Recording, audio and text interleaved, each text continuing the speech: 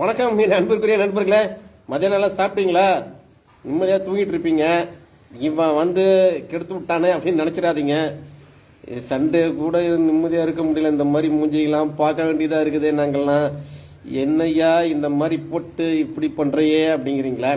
சும்மா அப்படி ஒரு நலம் விசாரிப்பதுக்கு தான். எனக்கு ஒரு ஃபோன் வந்துச்சுங்க. நல்ல நலம் விரும்பிகள் தான், நம்ம நண்பர்கள் தான். ஆனால் அந்த ஃபோனில் என்ன அப்படின்னா பெருமை, அப்படி ஒரு பெருமை பேச ஆரம்பிச்சிட்டாங்க.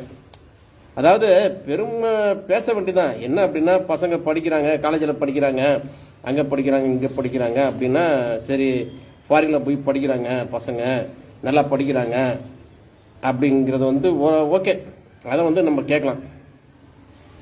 அது இல்லாமல் நம்ம ஊரில் வந்து இந்த பெருமை பேசுறது இருக்குது பார்த்தீங்களா, அப்படியே கொப்பா அப்பப்பப்பப்பப்பப்பா நம்ம காதே அப்படியே வந்து பூ பூ பூ பூ பூ பூ பூ பூ பூ சூடிடுவாங்க. அப்படியே காதில் எவ்வளோ பூ சூட முடியுமோ அவ்வளோ பூ.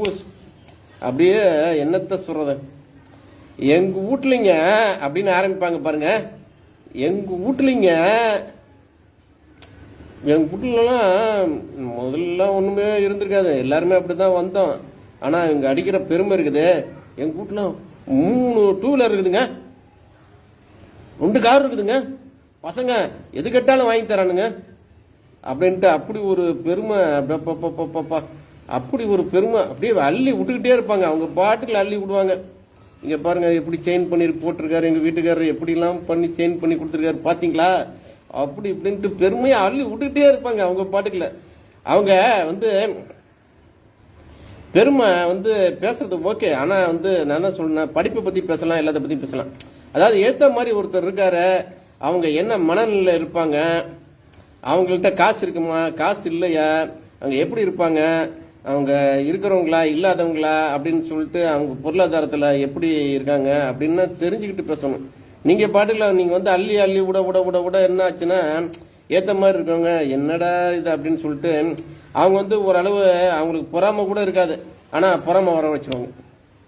இவங்க பெருமை பேசுறதுலேயே அப்படி ஒரு பொறாமை வந்துடும் அவங்களுக்கு. ஏன்னா கொஞ்சம் நஞ்சமாக பெருமை பேசுகிறாங்க. என் வீட்டில் 4 பீரோவில் புடவையாக அடுக்கி வச்சிருக்கேங்க, 4 பீரோ பத்த மாட்டேங்குதுங்க.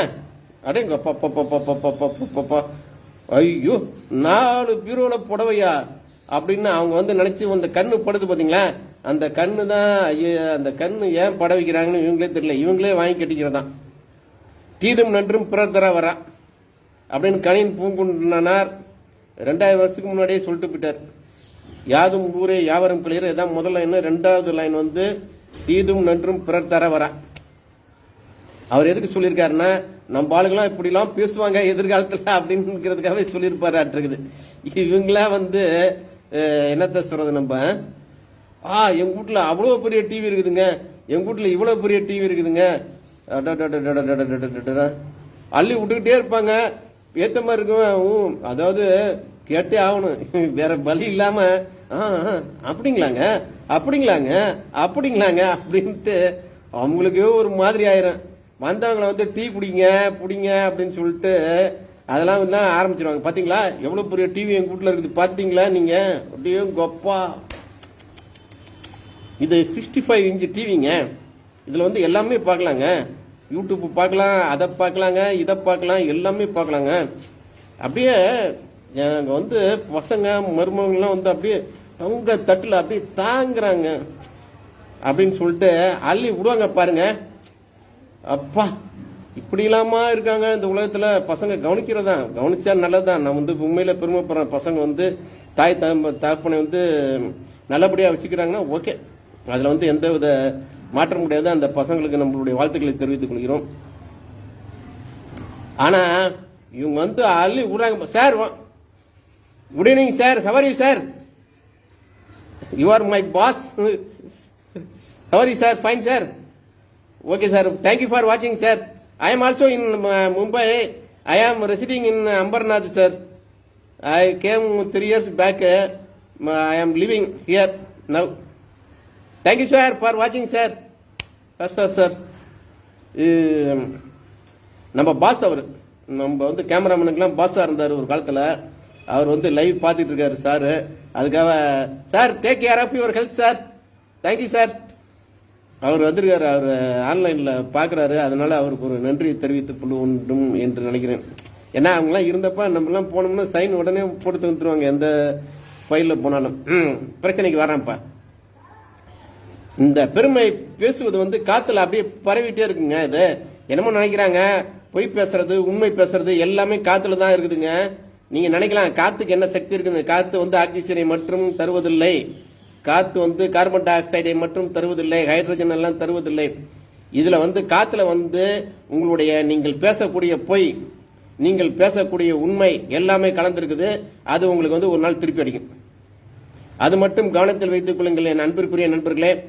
நான் வந்து வாட்டி பேசுறப்ப சொன்னேன், புத்தர் வாழும் பொழுது, புத்தர் காட்டில் சென்று என்று இருக்கும் பொழுது அவர் எங்கேயாவது மரத்தடியில் உட்கார்ந்தாருன்னா அந்த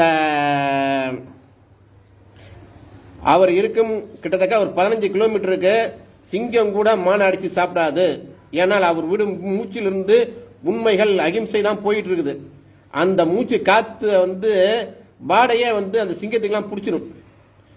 ஐயோ இங்க யாரோ இருக்காங்க, கடவுள் மாதிரி ஒருத்தர் இருக்காரு, அதனால வந்து நம்ம வந்து எதுவுமே தொடக்கூடாது, இப்பத்துக்கு இறையை வந்து தேடக்கூடாது, யாரையும் துன்பப்படுத்தக்கூடாது அப்படின்னு சொல்லிட்டு தான் சிங்கம்லாம் வந்து அடிச்சு சாப்பிடாது, மானை கூட. அப்படி என்றால் காத்துக்கு எவ்வளவு பெரிய சக்தி இருக்குன்னு பாத்துங்க. அதனால நம்மளுடைய மக்களே நம்ம தான் ரொம்ப பெருமை பேசுவோம் நம்ம. அதனால ரொம்ப பெருமை பேசிக்கிட்டே இருக்காதுங்க.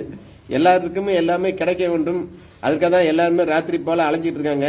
எல்லா தகப்பன்மார்களும் வந்து தன்னுடைய குழந்தைகள் நன்றாக படிக்க வேண்டும், நன்றாக எதிர்காலத்தை உருவாக்கி தர வேண்டும் என்பதற்காகத்தான் தகப்பன்மார்கள் அலைந்து கொண்டிருக்கிறார்கள். தானுக்கு வந்து ஒரு நல்ல சட்டை அவன் போடலின்னா அது பின்னாடி வந்து ஒரு கதையே இருக்குது. ஏன்னா நம்ம பசங்க வந்து நல்லா இருக்கணுங்கிறதுக்கு. நான் வந்து எப்போதும் சொல்ற மாதிரி, நம்ம ஜேப்புல காசு இருந்துச்சுன்னா பையனுக்கு சொந்தங்க, பையன் ஜோப்புல காசு இருக்கிறது நம்மளுக்கு சொந்தம் கிடையாது. அது மட்டும் ஞாபகம் வச்சுங்க. அதனால நீங்களும் கொஞ்சம் பணத்தை கொஞ்சம் எடுத்து வச்சுங்க. இல்ல அப்படின்னா இந்த மாதிரி அனாதைகளாக அலைய வேண்டியதுதான் கடைசியில. அதனால பாசத்தையெல்லாம் ஒரு பக்கம் தள்ளி வச்சுட்டு உங்களுக்காகவும் கொஞ்சம் வாழுங்கள். அந்த மாதிரி பெருமை பேசுவதை நாம் குறைத்துக் கொள்வோம் என் அன்பிற்குரிய நண்பர்களே. சரிங்களா? ஈவினிங் ரொம்ப ரெஸ்ட் எடுங்க, ஜாலியா இருங்க, லைஃப்ல என்ஜாய் பண்ணுங்க. லைஃப்ல வந்து வாழ்க்கை வந்து ஒரு முறை தான். அதனால வந்து ஜாலியா என்ஜாய் பண்ணுங்க. எனக்கு இன்னைக்கு வந்து ஒரு கல்யாண நாள். என்னுடைய சுற்றங்களுக்கெல்லாம் வாழ்த்து சொல்வதற்காகவே நான் வந்து இன்னைக்கு வந்து லைவ்ல வந்தேன். இதை பார்த்து கொண்டிருக்கும் என்னுடைய சுற்றத்துக்கு, ரத்த உறவுகளுக்கு எல்லாத்துக்கும் வந்து வாழ்த்துக்களை தெரிவித்துக் கொள்கிறேன். நான் நலமாக உயிரோடு இருக்கிறேன். பிபி இருக்குது, பரவாயில்ல, அந்த பிபியோட அப்படியே மாத்திரையை போட்டு அப்படியே கண்ட்ரோல் பண்ணிக்கிட்டே இருக்கேன். சரிங்களா? அதனால நீங்க நல்லா இருந்தா போதும் அப்படிங்கிறது மனசு நம்மளுக்கு. ஓகேங்களா? சரி என் நண்பர்களே, பெருமை பேசுவதை குறைத்துக் கொள்வோம். அந்த மாதிரி கண்ணு போடுறதையும் குறைச்சிக்குவோம். ஏன்னா கண்ணு யாரு கண்ணு எப்ப படும்னே தெரியாது. நம்ம ஃப்ரெண்ட் ஒருத்தர் வந்து வீடு கட்டினாரு. அவர் வந்து நம்ம கூடயே இருக்கவர், கிட்டத்தட்ட ஒரு 25 வருஷமா நம்ம கூடவே ஒர்க் பண்ணிட்டு இருக்கவர். அவர் வந்து கிரக பிரவேசத்துக்கு கூட கூப்பிடல.